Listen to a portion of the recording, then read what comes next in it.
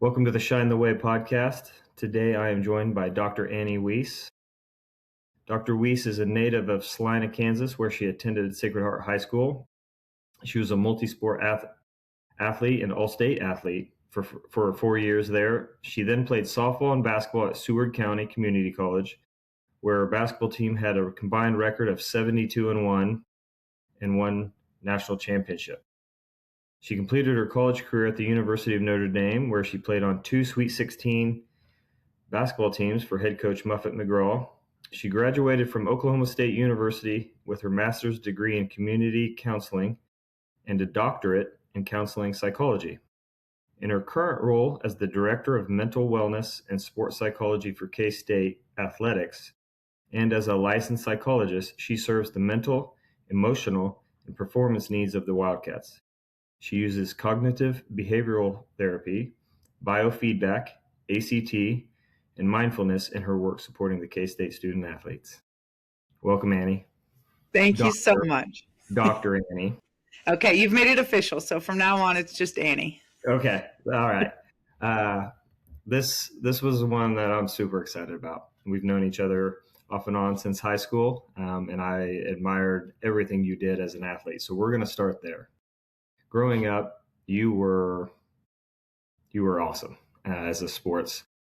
Basketball, volleyball, it didn't matter what you played. You were really good. Did you have a favorite of those sports growing up as a youth? No, my favorite sport was whichever one was in season at the time, truly, which ended up being kind of complicated when I was nearing the end of my high school career because I loved them all. And I had a hard time choosing my next steps because I wasn't even sure what sport I wanted to play in college, let alone where I wanted to do that. So I fortunately found a place where I could do multiple.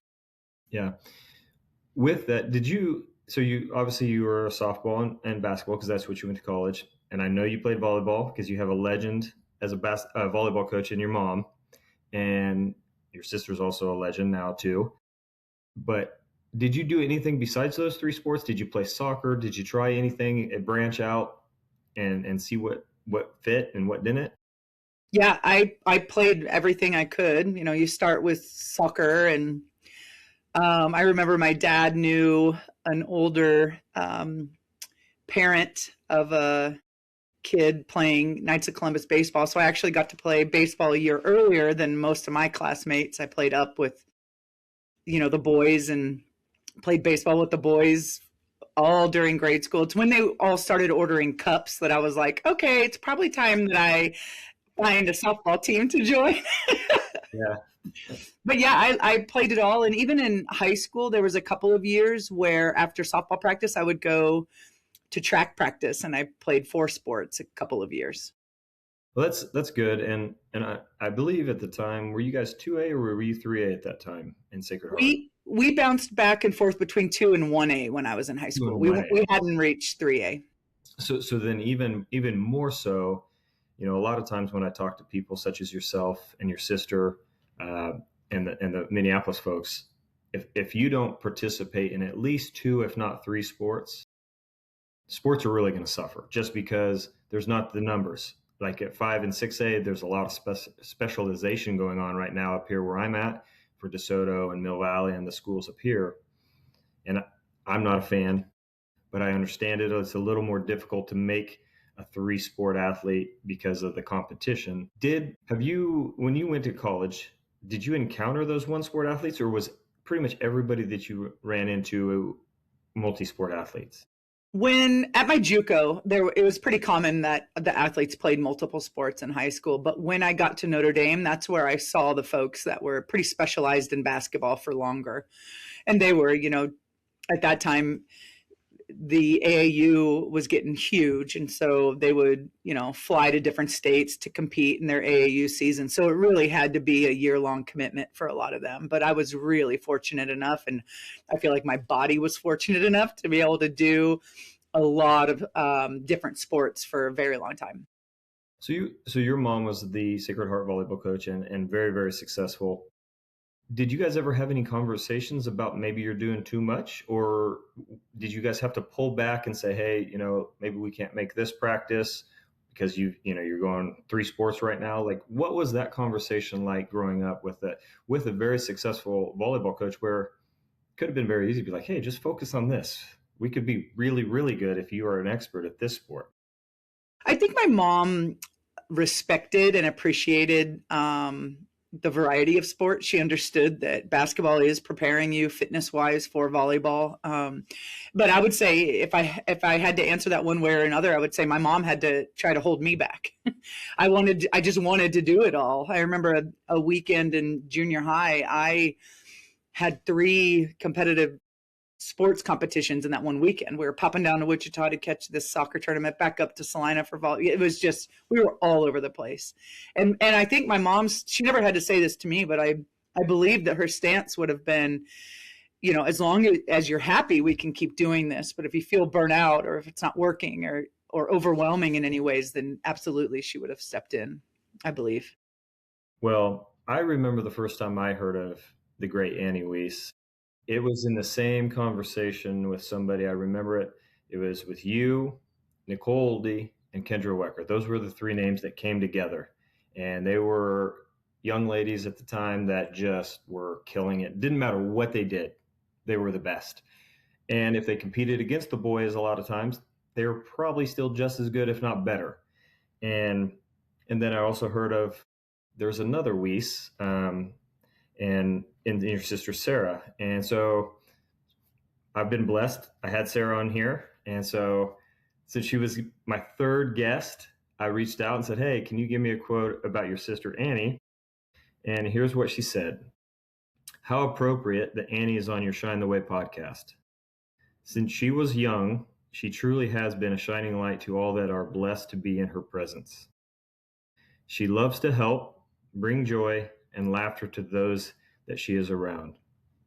The work Annie is doing is far from easy and so very important, especially during the times we're in today with the pressures put on our student athletes. An athlete's skills and physicality on the coach's side of things doesn't matter much without a healthy mental and emotional state of being. Annie is doing the work, the hard work, the real work. She tirelessly goes above and beyond for her student athletes. She makes herself available and gives a safe space for them to feel heard and cared for.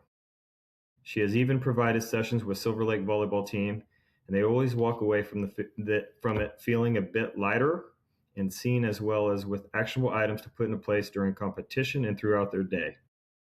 In several of those years that she has worked with my team, a state championship even followed, like this year. How fortunate that the Shine the Way podcast listeners get to hear from such an intelligent and loving advocate of student athletes' well-being.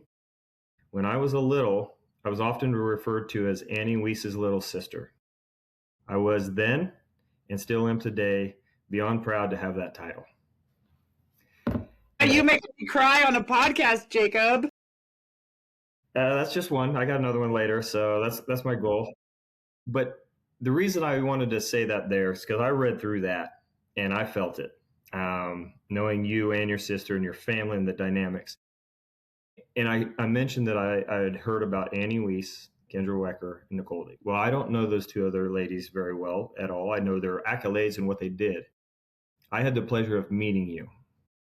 And when you were playing, my favorite thing about you was 2 things. One, you competed. I mean, you really competed. But 2, you did it with a joy that I don't see a lot of kids do. Like, you played the game and you could tell that whether it was volleyball, basketball, softball, whatever the sport was, you loved it. And so now that I know, like, here's what she's doing, she's helping kids do this, I can't think of a more perfect fit from what I knew of the 16, 17-year-old Annie Weese. So it's awesome. And I'm super excited to continue the conversation with you. But your sister, yeah, that was.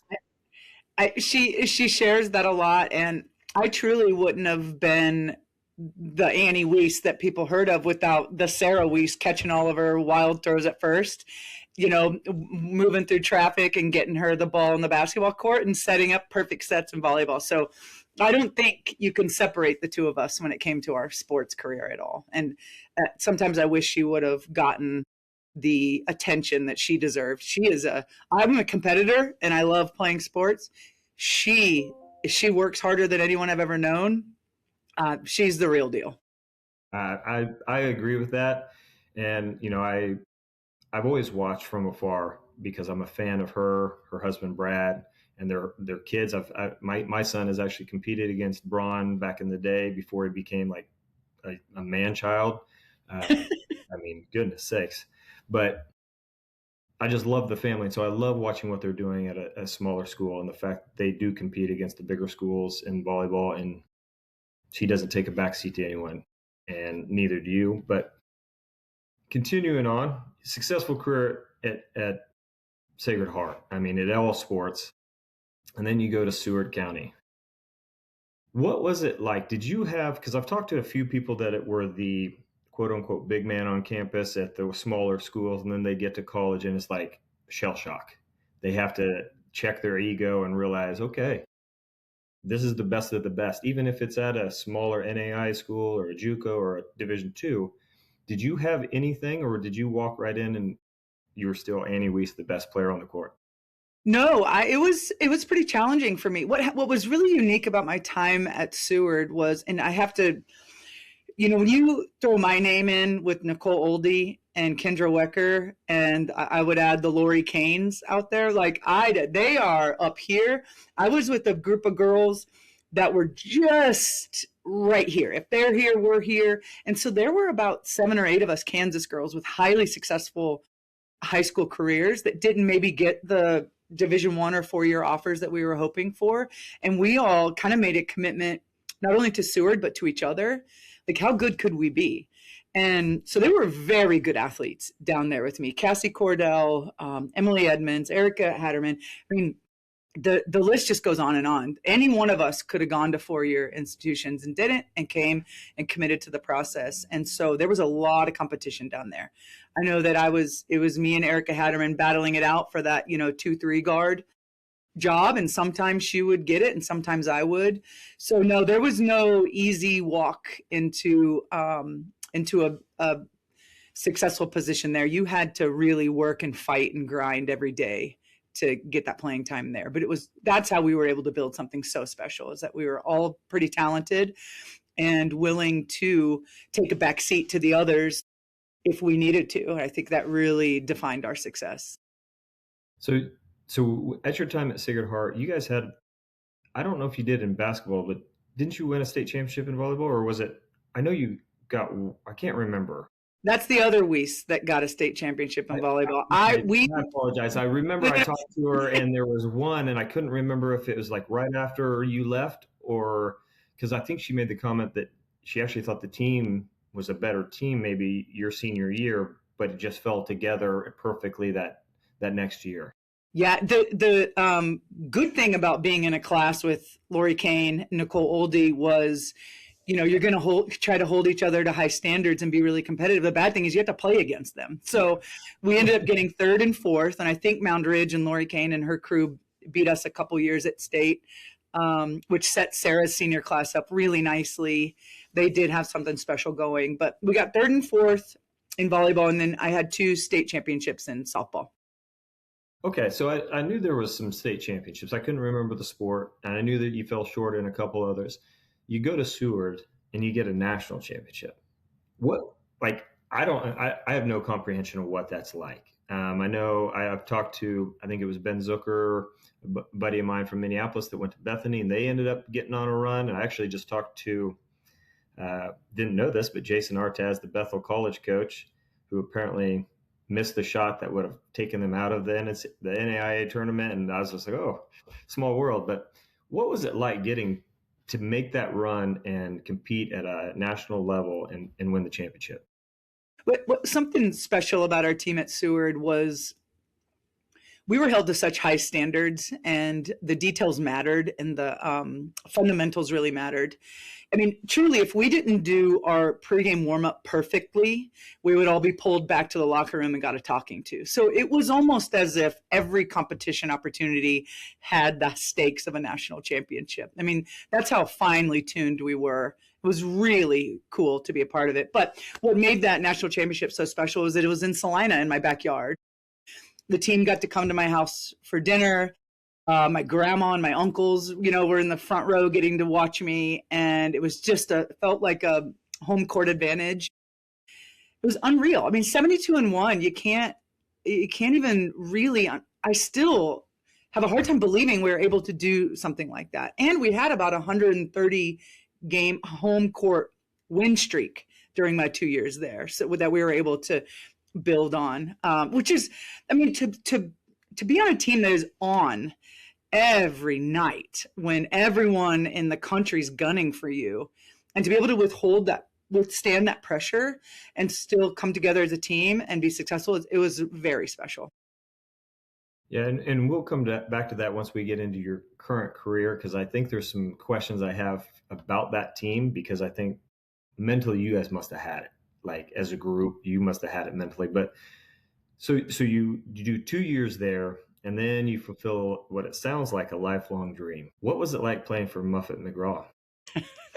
Well, first of all, my dream was to even just go to Notre Dame. And so the chance to be on their basketball team was out of this world for me. And my junior college coach was really instrumental in getting me that opportunity. So I was thankful for that. But to play for Muffet McGraw she is one of my all-time favorite, not only as a coach and the intensity and competitiveness she brought, but as an advocate for female athletes. There's no better than Muffet McGraw. I was a scrub at the end of the bench, like a practice player. My claim to fame was that I was Kendra Wecker on the practice team before we played K-State and beat them in an upset in the NCAA tournament. So get away from it. You can't get away from it. All right. You're bonded. But she was just so intense, and I loved it. I loved her competitiveness. She reminds me a lot of my sister.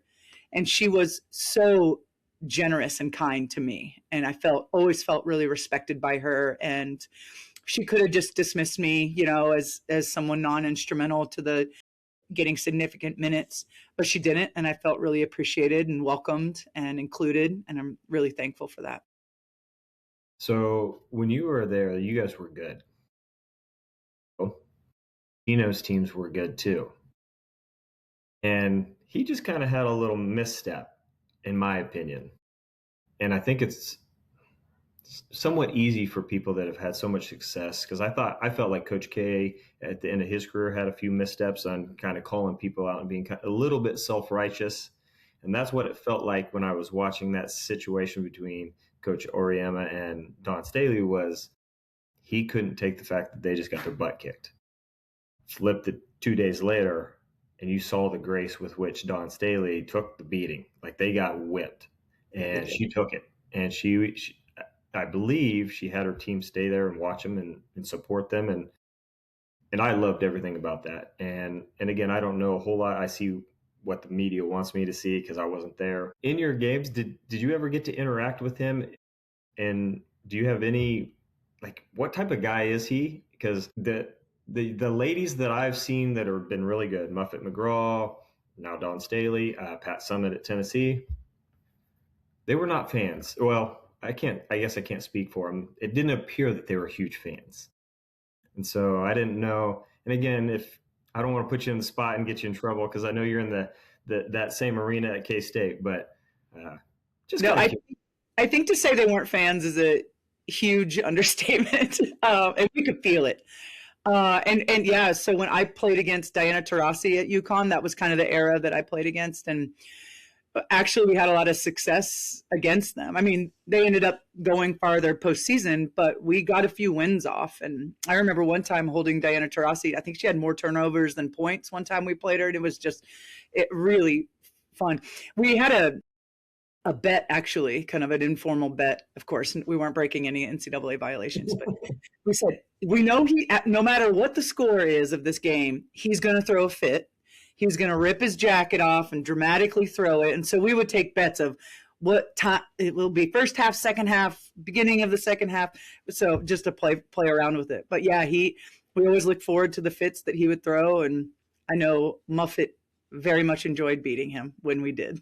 Yeah. Well, there's just something at that level, male, female coaching, it's probably not a big deal, but I know at the young level, like my daughter was coached by her mom for years, and I love that. And I know you guys were coached by your mom. Like just that it's just something cool about seeing the successful woman coaching other young ladies, because I mean they have a lot more similarities than Diana Taurasi to Gino. I mean, yeah, and what I really appreciated about Coach McGraw was she had a really nice balance of like she's a feminine woman, and a classy lady, and also hyper competitive, and can slip a naughty word out of her mouth every once in a while. She was this blend of like, you don't have to sacrifice any part of your womanhood to be good in this arena and to be, to make an impact in this sports world. So she was just really inspirational and a powerful woman to learn from.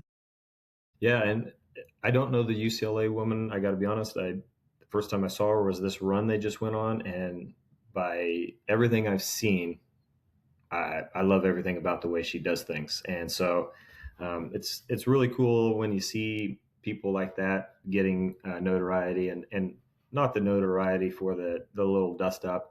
I mean, if we were taking bets, Don Staley would beat his ass. I'm just for sure. There's no question about it. So you finish your career at Notre Dame. Was there a moment, like what was it that made you decide, hey, I'm going to go pursue this doctorate, this master's, then this doctorate? Like what was it that made you ultimately end up where you're at today in the mental health arena? Is it something you went through? Like, and again, not to get personal, but like, is there something that happened, or did you see something at the high level? What triggered you to be, I think the mental health is where I want to put my claim here? I credit most of it to failing my first organic chemistry test at Notre Dame, because I was pre-med before that and then got a 38% on my first test, had no idea what was going on in that class, and thought, okay, there's a problem. If I can't pass my first organic chemistry test, what does medical school look like? So that was number one. I, in a frenzy, run across campus saying, I need to change my major now. And so I was in an abnormal psychology class with Dr. Kathleen Gibney at the time. And the way that she spoke about the work she was doing with her really complicated mental health cases was fascinating to me. It was like a puzzle that you had to figure out through an art of blending that one-on-one personal interview with the science. And that was really intriguing to me. It's like, how do we understand people?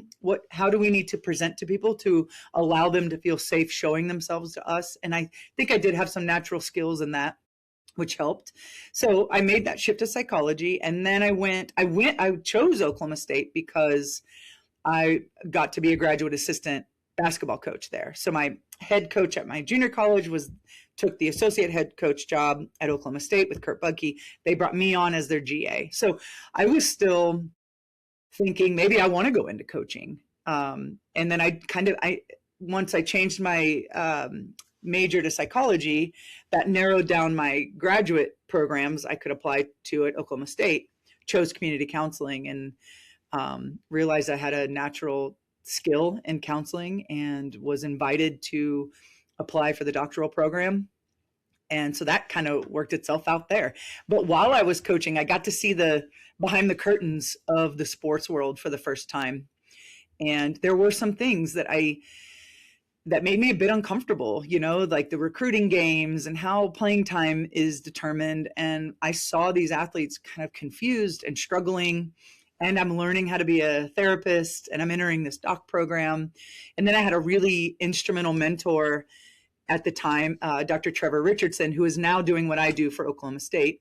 And he introduced the idea of you can blend the psychology work with the athlete population. And I was like, I'm all in. How do I do it? And kind of followed his lead, getting experience in that route. So that it wasn't one event, but it was a series of multiple that paved. I like to say that a lot of my younger years and getting into my doc program and my first jobs were planned happenstance. I was ready and prepared, but I wasn't with no real clear direction. But I just stayed open to different opportunities and said yes, even when I was scared, and it worked out really well for me. Yeah, I have no doubt that if you would have stayed in the sports coaching arena, you would have been a super success, just like your sister, just like your mom.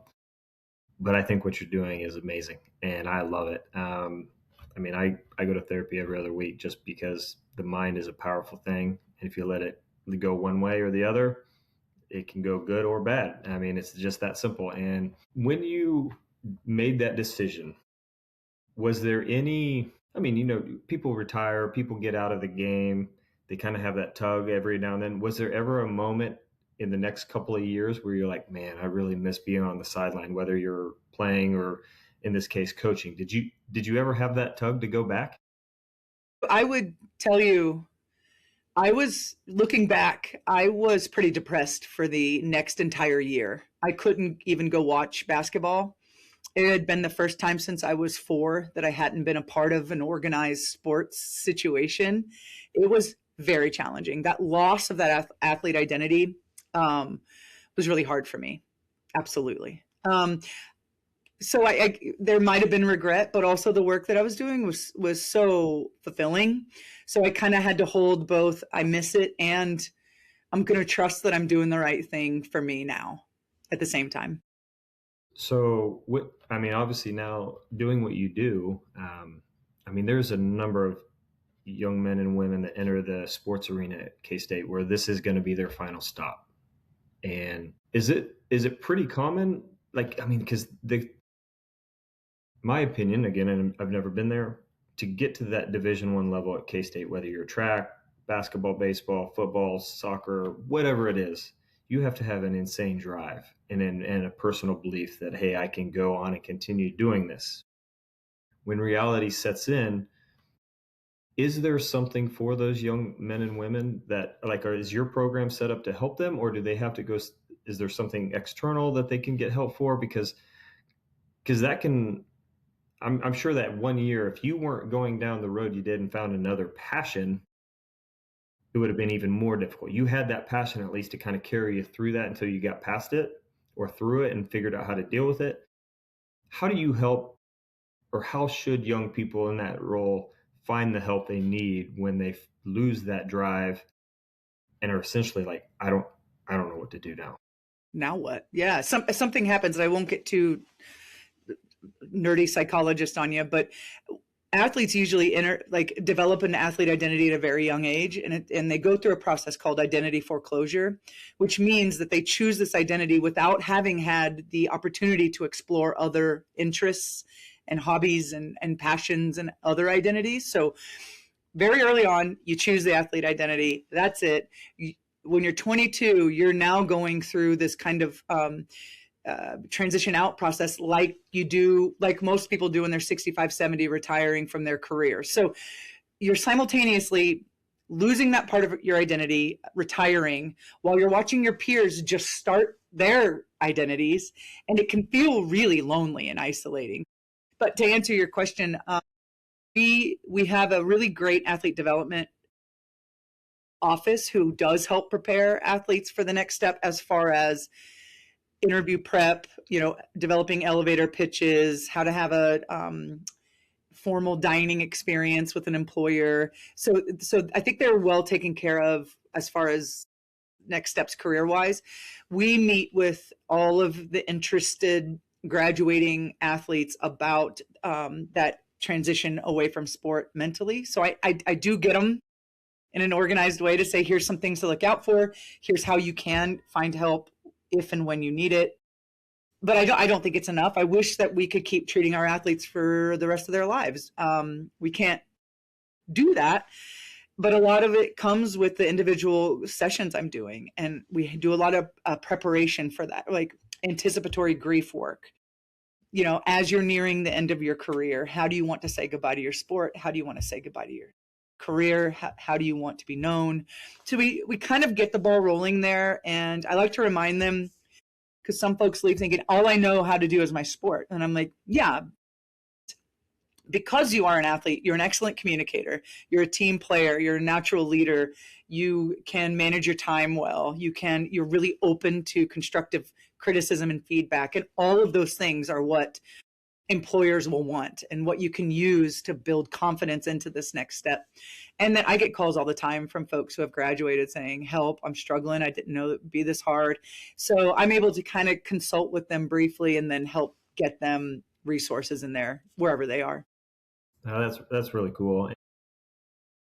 You know, the idea that getting them to understand that they are not football, they are not basketball, they are a person and they have a lot to offer has to be, I mean, I know you're a competitive person, and so it's got to be something that is a fun challenge, right? Because you went through it.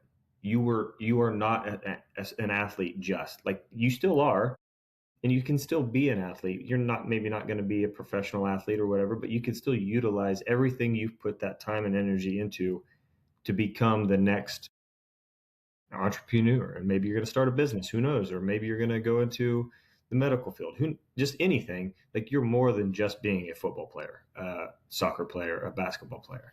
And having you do that for my university, oh man, that's awesome. Like, we're light years ahead of everybody else then. It's also, we have a lot of talk about, like, you now get to call your own shots. Your relationship with your body, with sport, with movement, with exercise, you get to decide now how that looks.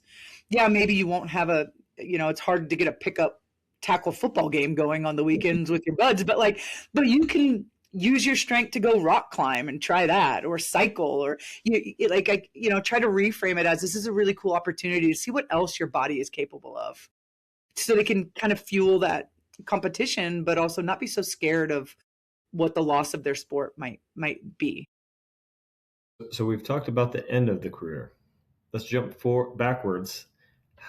How open, I mean, or 17, 18-year-old freshmen coming in, this has got to be, and maybe the generation coming along now, maybe they're a little more aware of this opportunity, that, hey, the mental health is something we got to actually train, just like we work on our muscles and our physicality and everything else that goes into the sport.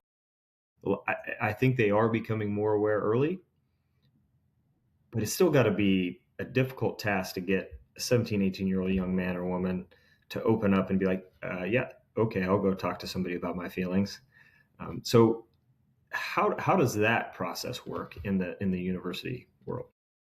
We like to try to get ahead of that and build relationships even before they step foot on campus. So I'm involved in a lot of recruiting visits with prospective athletes.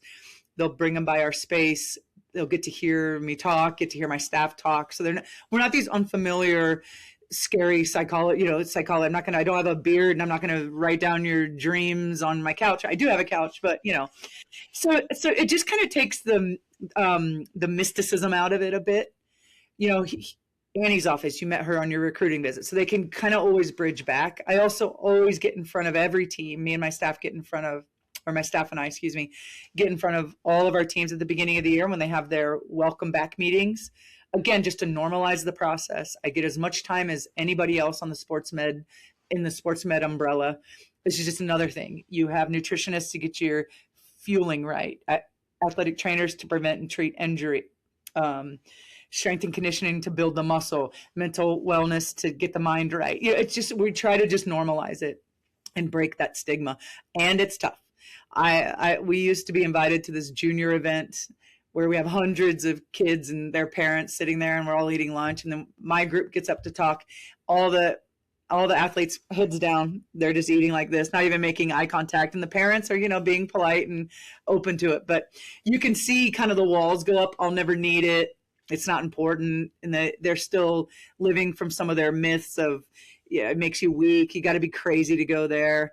And I'll tell you what, when something hard happens, they're knocking down our door for support. So unfortunately, we're not usually very popular until someone's struggling, but we're doing what we can to break down those walls as early as possible. Well, I totally understand that philosophy. I grew up the same way. Like life's pretty easy, just going through life, and then things happen and you need help. And it's a pretty powerful thing to be able to reach out and ask for help. And so to know that you're there and your team's there for the young athletes at K-State, because I mean the pressures have only gotten worse now that they are making, and again, I don't know what they're making, but most of them are making somewhere between 100 to millions of, I mean, they're making a lot of money now. And so that just adds to the pressure that was already there to be successful. And I know that many of them are, I put pressure on myself, so I don't, like, it doesn't affect me. Yeah, it does. I mean, you got that paycheck, and everybody, there's reports of people. I mean, you hear all these, like I think the kid that played quarterback for Miami was making multi-million dollars and not even going to school. Like, and when that got out, I had to add pressure to his life. But what? So if I was to come to you and say, Annie, explain to me in like an elevator pitch, like what do you do? Like how does your team benefit the athlete, the student athlete at K-State? My elevator pitch would be we create a safe, confidential space where you can be human for an hour a week. You could be honest without any fear of repercussions. We don't have any say in roster management or starting lineups. And I would say that there's a fear that if, you tap into some mental health issue, that it might be a waterfall that you can't stop. But in fact, what we see is athletes are able to perform better, feel looser, get in the zone more easily when they have a spot where they can unload some of their stressors and troubles. So what we do is very tightly aligned with your goals for yourself. And I really highlight that confidentiality piece. I am legally and ethically bound to hold their information private and confidential. I could lose my job and my license if I broke that. Mm-hmm. And I think that does really start. They can trust that, and the most rewarding part of my job is when someone comes in and shares their truth, and they're vulnerable and they show emotion, and we could just hold it and not judge it, and and evaluate it in a way and make a plan for it that is really relieving to these athletes. That has to be. I know personally when I go and speak to someone, and I'm not even competing at that level, but that has to be so freeing for them because they're always being judged either by their coaches and should they perform and should we play this guy or this guy. He's been a little better this week, and so that has to be tough. But then there's at a football game, there's 60,000 fans there. You throw that interception, now you're being judged, or you don't quite hit the receiver that's running wide open. Like there's so many things that these young people are going through that are constant judging. So my guess is when they walk in, it's really hard for them to believe that Dr. Annie's not going to judge me. And are there things you have to like? Are there things people can do to break down those barriers? Well, I would add when you said 60,000 people are judging them, not only are they judging them, but thousands of them are harassing them online now. That's even worse. Now that you can place bets on games, we've seen harassment of student athletes across the country just skyrocket because their money's in the game now and they feel a bit of ownership over that person because they've contributed financially either to their NIL opportunity or making bets online. So it's really problematic what's out there and the flack that these kids get. And they're not only judged for their performance, they're judged on how early they get to the facility, their body language when they're in the facility, their attitude and energy, no matter how much sleep they have gotten or haven't gotten. They're judged in the classroom. Their social media is scoured through. Like the judgment, they're judged when they're out in public, just trying to go grocery shopping. It never ends for some of these high profile athletes, which is really stressful. Yeah. And I've just talked my way out of forgetting your question, Jake. Sorry. So say one of those individuals comes in and, I mean, they're a 22-year-old senior for 22 years, essentially. They've been the best athlete on the field, and they've been constantly judged when they don't perform at that peak level. I mean, that has to be a wall that's almost impossible to break down, to get them to trust that I'm not going to judge you. You can say whatever you want, and there is no judgment because I'm here to help you. Yeah, and I think I'm really excited about our team right now because all of us were very successful college athletes also, which I think helps. Like they know that we've been through it. We maybe not at that level or with these same exact pressures, but we understand the grind and we can speak the language and we get what's going on. So there's immediately kind of this level of you get me, that I think helps break those walls down. I also, we, depending on the therapist, comfort, I also use sometimes some disclosure about, I get it. It was hard. I was at my dream school and I thought I need to transfer. This is hard. I need to get out of here. And so it's not always glamorous. And so if we can disclose our own experience, that can somehow, and sometimes break their walls down also. But every client that comes in, we're going over confidentiality and we're reiterating it. I tell them you could have robbed a bank yesterday and do it again tomorrow, and I couldn't say a single word. So, I mean, also being like light and friendly helps break walls down also, I think. Just how you feel as a person in the room with someone can do a lot to build that safety and trust. So now that you've been doing this for a few years and you have it all mastered and you understand how it all works, when you look back at your team at Seward, what did you guys like from your perspective now, looking back? I mean, you guys must have been locked in mentally. Not saying you guys all had it all together, because I mean, we never do. But to go 76-1, right? 72, yeah. It should be 76-0, but anyways, we're not talking about that. Yeah, you won a lot, only lost once. So to do that, I mean, physically, you had the gifts. You've talked about that. That didn't matter. Like you had to compete for time versus everybody you played against in practice. But on the mental side, you guys had to bring it every night. There had to be something going on at Seward for those 2 years where you guys could lock in and bring it. When you look back, like, what did you guys have what was it? Well, we had a coach that believed in us. We had a coach that told us practice doesn't make perfect. Perfect practice makes perfect. So we really were forced to really lock in every day. What I think we were also really good at is we had a lot of fun. We liked each other. We were committed to each other as a group. Sure, we would have the beef every once in a while, but we also trusted that we had each other's backs. It was when you're going one-on-one against me, now you're going one on 13 now because you got to get through all of us to get to any one of us. And I really did trust that group. There's a lot of chemistry on that court, and we were held to really high expectations, and we were all so competitive, so competitive.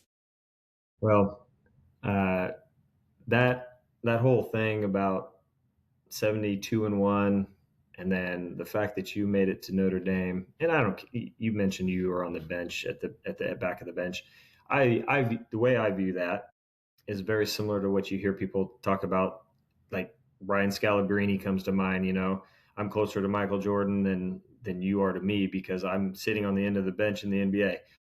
You're on at that time. I mean, there were like 4 schools that every year you're like, okay, it's going to be one of those 4 schools that wins the national title, and Notre Dame was a part of that. So the fact that you were on the end of that bench meant you could have probably been starting elsewhere, and that's awesome. And kudos to you for being able to get there and do that. And the last thing about this is, before we get to the fun questions and my last quote, does every school at the Division I level now have something like this? And if they don't, like, I guess I say last question, it's probably not. I'm gonna probably ask like 10 more because I enjoy talking to you. I love it. But does every major program have something like this? So in 2017, the NCAA came out with their mental health best practices. And then they said every NCAA institution has to have some streamlined referral process to a licensed mental health provider. So that could be interpreted as you can hire someone in-house, like my staff and I. A lot of schools kind of partner with their on-campus counseling center. They have a person over there designated to work with athletes, or they go to a private practice in the community. Now that was back in 2017. Nowadays, most Division I programs have somebody that's either in-house like me or is employed through the counseling center and comes over to athletics. And then some, I mean, you have some programs like Ohio State has 6, 7 providers. Michigan has a huge program. OU has been the forefront leader of this for a long time. They've got several providers. So we're kind of mid-range, but I like our ratios. We're about 130 to 1, which is good, I think. Pretty competitive, but yeah, most do. And I actually, someone who used to work with me, he's now the athletics person at Central Missouri, which is a D2. So now we're seeing the D2 levels get really bought in this way, which is really exciting. Well, I love hearing that because I know Jaden Lang's a football running back, a stud running back there. Kinsey Farmer is one of their best basketball players from this. They're both DeSoto kids that I grew up, like they grew up and I was watching them. And so that makes me happy because I think this is an extremely important thing. And I think the idea, and I talk to my kids all the time about the fact that I go just because I want them to be comfortable that if they are into a spot, it's okay to ask for help. Go talk to somebody. Whether if it's not me or your mom, that's fine. Find that person you trust that won't judge you. And talk to them. Let's get to the quick hitters. These are some of the questions that I enjoy just to kind of throw at you and see what you have to say.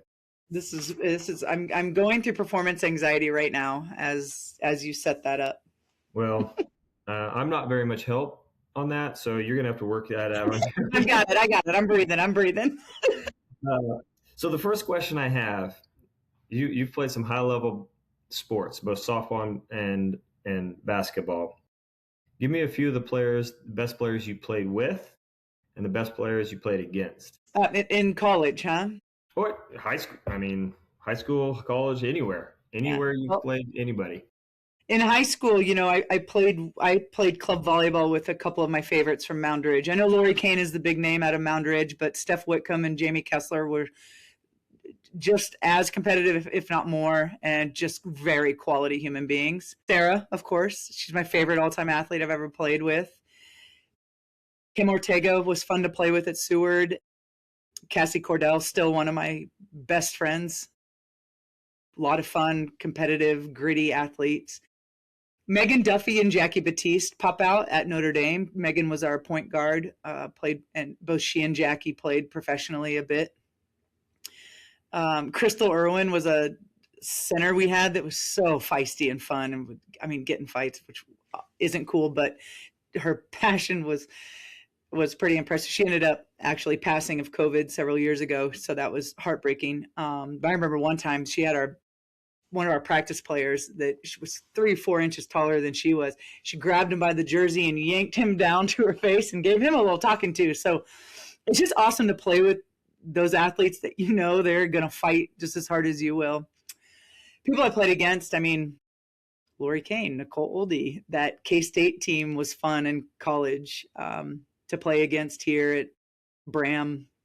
Diana Taurasi, Candace Parker were just all-time greats that were pretty cool to watch. Yeah. When you were growing up, who were some of your favorite athletes that you looked up to in the sports arena? Number one, my uncles. They were much older. I mean, out of sport competition then, but I knew their reputations and their legacies, and always just wanted to be as good as they were.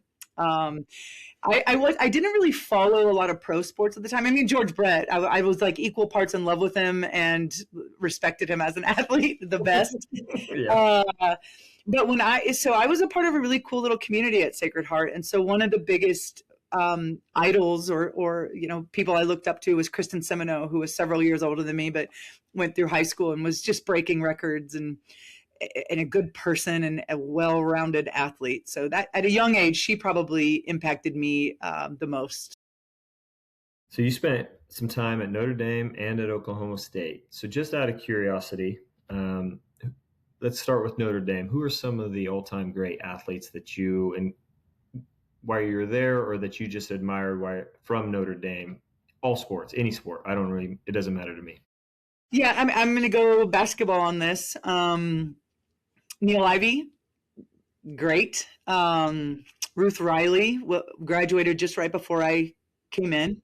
So those two were part of something really cool that really set the standard for us. And we played knowing that we had some greats on our backs that we needed to make proud. Those are the names that pop out at me there. I mean, there's some. I mean, the Sutton family I know they like the coaching world. They were powerhouses at Oklahoma State and helped just really raise the standard. But those are probably some names that pop up. What about at K-State? Some of your favorite athletes? I have a ton of respect for Will Howard and his career and what he did and how he faced adversity. My favorite athletes of K-State I can't talk about because they're my clients and not non-current, but no, but yeah, but truly, I have more respect for the work that I'm doing in this office with clients than anything anybody could do on any court or playing field. That is, I think, what really makes an athlete special is when they're willing to come in and say things aren't great right now and be vulnerable with somebody and show somebody your truth. That is an all-time great in my mind. But we've had some really fun athletes since my time here. We have, man, I think of like teams and things. I think of that team my first year here, the volleyball team who beat KU at home just in the grittiest way. And we had an athlete who just balled out that game, was hitting everything, finding holes. And she ended up, that was her last season because of a career-ending injury. And just to see her kind of go out at the top of her game was heartbreaking. But I get this so hard, like so hard to pick out just a few individual ones. But no, I love your answer, and I respect the confidentiality. I mean, that's paramount to your profession, but I'm sure that does resonate, right? Like, okay, you were good on the field, but what you did yesterday, that's where you're going to make your mark as a person. Are there any current athletes out there that you watch and you just admire for the way they handle adversity or they go about? I know Kevin Love there for a period of time was big on talking about his mental health and that he was struggling, which was at least for me, one of the first ones I heard at that level. And I was like, oh, okay, that's a big deal. And I know a lot more do it now. But are there people out there that you watch and you're like, I like how he or she goes about her business? yeah, I mean, the names that pop out that I have a ton of respect for, like Kevin Love is one. Michael Phelps has been really outspoken about his mental prep and his struggles and what it takes for him to show up and be great every day. Simone Biles, the brave move she made a couple years ago at saying, this isn't right. I can't do this right now. It'd be dangerous to continue to force this when I like the athlete who knows their body and their mind so well that they can make hard decisions that's right for them. I have a ton of respect for. I also like, it was really cool. And I use this example with some of our athletes here, the documentary Quarterback where Kirk Cousins was on it and was doing the biofeedback stuff, the neurofeedback. I talk to our athletes all the time. Look, one of the greatest of the great is doing it. We have that technology here. Let's do it. If it's good enough for him, it's good enough for us. Yeah, those folks stand out. Yeah, I always enjoy hearing those things. I'm sure some of it is because it humanizes them a little bit, right? Like it's hard to put yourself in their perspective because they are, first of all, I'm 5'10". I try to say 5'11", but most people, now that my son's taller than me, he chops me down pretty good. But they're just somewhat otherworldly as far as their athleticism. And so you see that and you're like, I can't picture that. But then when they start to talk about, hey, I struggle too, you're like, okay, we're all human. Like it's different struggles, but it's all the struggles the same. And then we triumph through them and the same techniques that you use for the athletes work for just the everyday person as well. Couple questions and then a final quote. Can't get by without that quote. I'm saving it for last. But who in the Weese family is the best shooter in their prime? Me. All right. I'm going to get a little cocky. Me, hands down, I'll say. Well, I mean, I assume that was the answer. That would have been my answer from what I know. But then you just referenced some uncles that I think must have been pretty good back in the day. Oh, we're going extended too. Yeah, like I mean, It you brought doesn't it get a up. lot of attention. My older sister, Erin, she was a smooth athlete. She had the softest hands, the prettiest shot. Um, in her prime, I don't know, I probably still would have been a better shooter, but hers was a good looking shot. So if you went out today, who wins? Me. And if I Yeah. don't, I'm gonna win anyways. The game's not over. Best of 7, best of 12. Exactly. Keep it going. My family's so competitive. We found a way to have a yearly cribbage tournament, and where the winner gets an engraved, stamped belt with their initials, and they take it home and rub it in everyone's faces. Yeah, so we're fighting to the death. Yeah, yeah. I guess my last question is about your current profession and what you do, the work you do. What is there something you would say to the young athlete? I mean, there's a lot of pressure right now put on youth athletes by parents and coaches alike. I know I've been guilty of it, probably more so with my oldest son, and hopefully I've gotten better with my middle son and my daughter. But is there something that you would be able to just say, "Hey, here's what this is my profession. Here's what I'd have to say about your mental health as a young athlete." Yeah, I would encourage any young athlete to pay attention to their level of burnout. And burnout is simply like we're doing too much and we don't have enough time to fully recover from the physical and emotional exertion.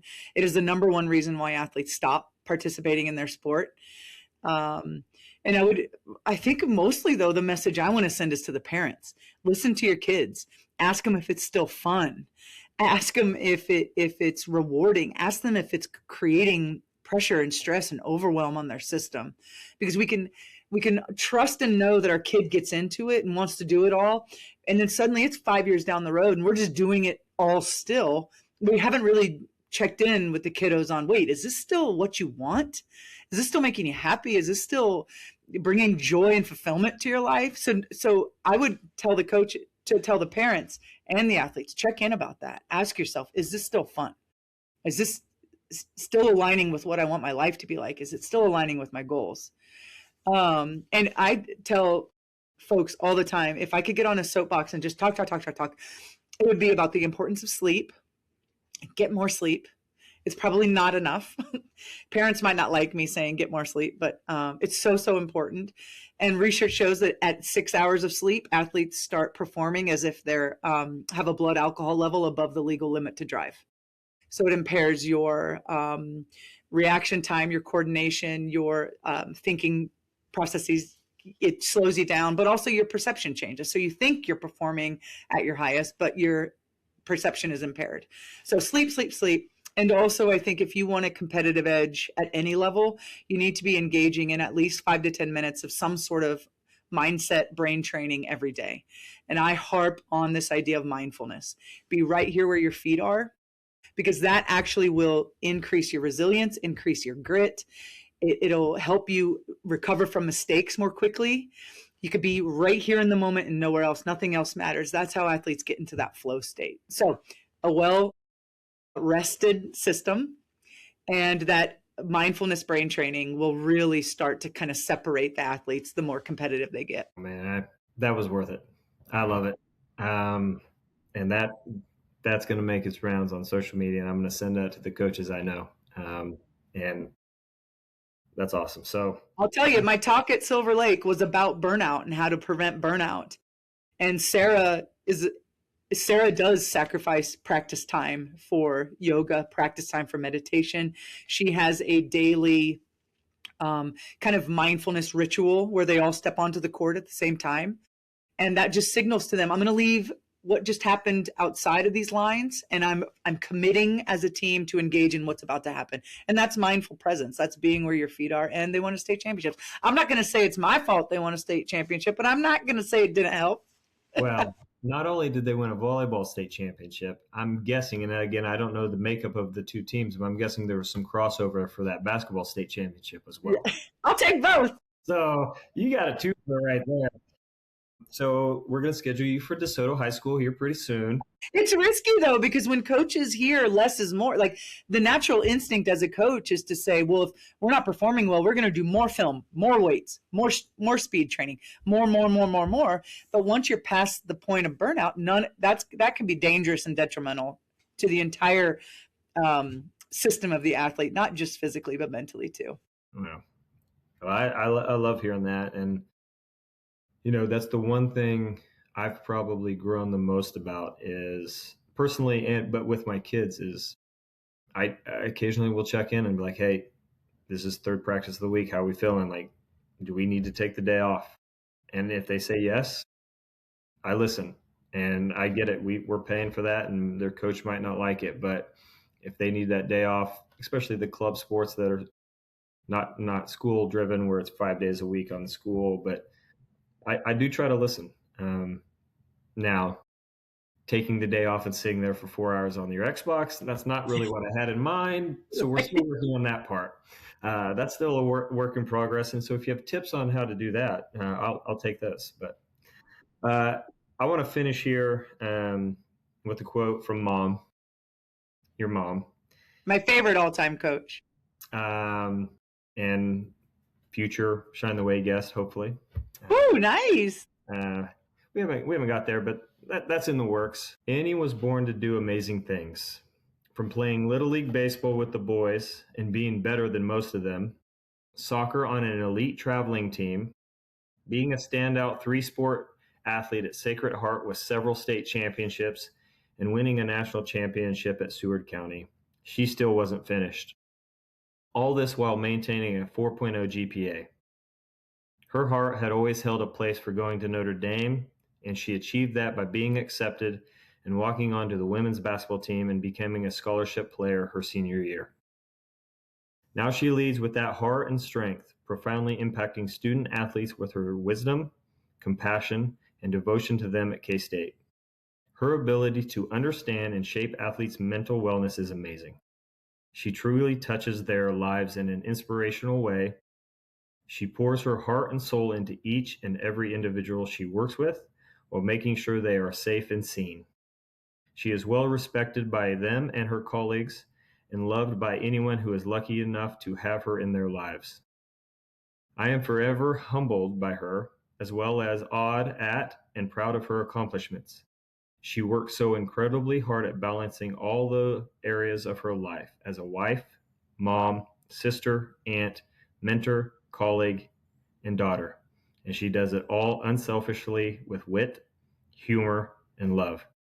She is absolutely amazing. I love you, Annie, Mom. So sweet. And that's why we had to end we had to end with that one. When she sent that to me, I was like, well, that's how we're ending the show. You summed it up, and that's why I was so excited about this. Obviously, we don't connect, but we've known each other off and on, and we see each other. And I remember seeing you at my nieces and your niece's softball game in El Saline, and man, I was smiling for hours afterwards because of you. And so knowing that you are there helping young people better their lives through their mental health and willing to go to Silver Lake and help those young people, you're amazing. And I'm grateful that you were willing to join the show. And as a K-State alum, we're lucky to have you. Thank you so much for having me. It really means a lot.